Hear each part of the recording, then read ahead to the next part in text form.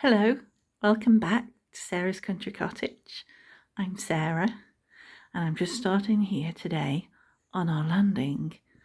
It's the first little spot that I decorated in the cottage with wallpaper.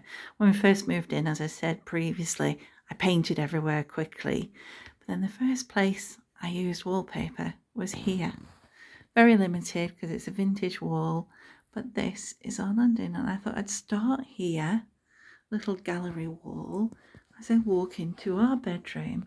And here you can see the other side. And I love my bows. Here I have a bookcase. It is dark, there's no windows, so I'm reliant on light from the windows in our bedrooms. That's our little guest bedroom. And here we are as I walk into our master room. Now that door there is our ensuite.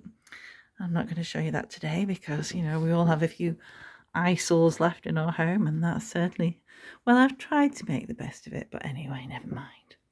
So here we are. So we have this little corner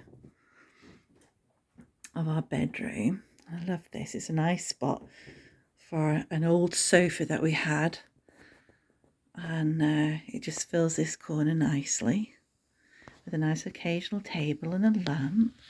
A little snowdrop there for spring. And here you can see my Bromley Hedge tea set. If you're aware of Bromley Hedge, they are the most beautiful stories and illustrations. There's actually a photo of me and my son and my daughter in front. And then here on the sofa I've got my cushions by Susie Watson, the one with the foxglove and the one with the auricula. And here's a cute little bunny. And baskets. If you know me now, you know I love my baskets. And these two are French. I love the French ones. They're really sweet, aren't they? The open ones. And I've just tied some old ribbon. And then here we go in this little corner. Now then, not much light here. But here's some strawberries that I strawberry pincushions that I created a few years ago. I love them, and I think they were my first attempt ever. I was quite pleased with how they turned out. They're just a pale pink velvet, and you can see little stitch-ons on there to create the seeds. And then above is one of my basket covers that I've edged in beads. And on top, well, I was hoping these would kind of represent like hydrangeas. So it's like a basket of hydrangeas. And then a little dog that I needle felted.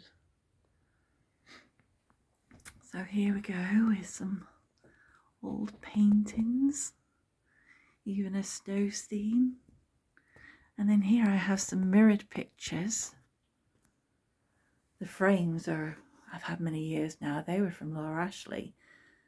And then the illustrations are old book plates that I bought from an antique centre. The wallpaper is by Colefax and Fowler. It's called Trefoil, and I love it.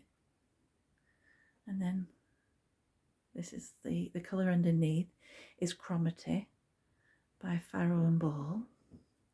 There we go, let's go around. I'll show you where it's a bit more lighter. There's an old painting that I inherited. And then prints in the corner. So the panelling is painted in Cromarty by Farrow and Ball, but actually it isn't panelling. As you can see, this is the actual wall, and it's what I originally painted. But when I was decorating this room last year, I just got the battens and glued them to the wall to create the illusion. So hopefully it looks like panelling. But panelling on a budget. That's my kind of panelling. So this is our bed, and more cushions, and the throw, lovely throw by Susie Watson. And then our cushions, and these are our bedside drawers. And if I come over here, let's come around. So this is my side of the bed with all my little knickknacks, my prints above. This illustration that's taken from Emma by Jane Austen, an old bookplate, and I love the frame. I love the detail in the frame. And then these are some prints that my mum gave me. And I suspect, again, they're probably old book plates from maybe a Jane Austen novel. Could quite easily be something like Sense and Sensibility looking at it, couldn't it? Possibly. I could be wrong. If you do know, please let me know in the comments. And then here in the corner, I love this little old painting of roses. It's lovely. I love old things. And then below again we have another Regency print. So there we go in this corner here with an old enamelled hot chocolate pot. It's French is this one. My radio next to me. I love listening to the radio in the morning. An old lace bonnet. Another auricula. I do like auriculas. And then an old doll's head. I feel quite sad just having the head, but she's too pretty just to discard. And then violets on this bowl, and then some lovely velvet violets, and another French basket. So here we go. This is our window with a radiator in front, and this lovely painting my daughter did for me many years ago. It's the three of us. It's myself in the middle, her interpretation, obviously quite a few years ago, and then my daughter herself and my son. And it's my most treasured possession. I absolutely love it. And so here, as I go around the room, I love this lovely old picture. Can you make it out? Because it's, hang on, let me go back this side. Can you make it out? It's a lovely old scene. Again, it reminds me very much of the Regency era, but I think probably it's more like early Victorian. And the shade is lovely fabric by Kate Forman. Books. Obviously, Jane Austen. And then as I go around, we've got our occasional chair and some notes ready to write. And again, of course, the Jane Austen. I think this bedroom could be dedicated to Jane Austen. This is my husband's painting. It was a present to him from his aunt. And then here, I have a mirror. This was above a fireplace in our old home.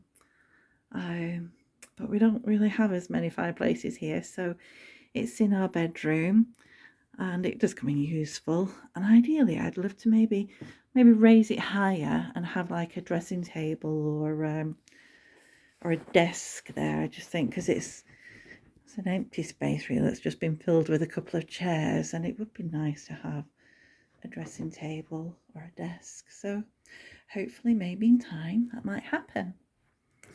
And then hopefully if it's not too dark, I don't think it is, at the end of our bed, and this was a new addition to the end of last year because, well, I love books and I have lots and lots and lots and lots of books, but so does my husband. Piles of them everywhere. So at the end of the bed, we got this new bookcase, and he's already filled it with books. And he stipulated, right, so I'm not allowed to hang anything from it because he wants to be able to access it very easily. But on top, I can put what I want. So these are a few of my favourite things. I've got lots of favourite things. I am very blessed. So I've got some old fabric boxes with some paraphernalia for needlework with pincushions and lace and thread. Look at these here. I love those. And then these jugs by Hogbin Pottery. I do love their designs, but unfortunately they always tend to leak. So I had to put a saucer under this jug. And these are my Valentine's flowers again from Robert that I've divided around the house, so they seem to be here, there and everywhere. Oh, look, the little bunnies. These are 2 little cards that I got and framed them because I just thought they were so pretty. And then another French basket. So I think this room, apart from these 2 little ones, I don't know where. They're very antique. They're very old baskets, these 2, and they're really quite small. They're lovely size, but I'm not sure where they originate from, whether they're English or French. But I know this basket is French, and quite a few in here are French. So I guess this room is dedicated to French baskets and Jane Austen. I hope you like the video, and any messages I will get back to you. It's always lovely to receive your comments. I really do appreciate them, and I appreciate you watching. So thank you so much, and I'll see you again soon. Goodbye.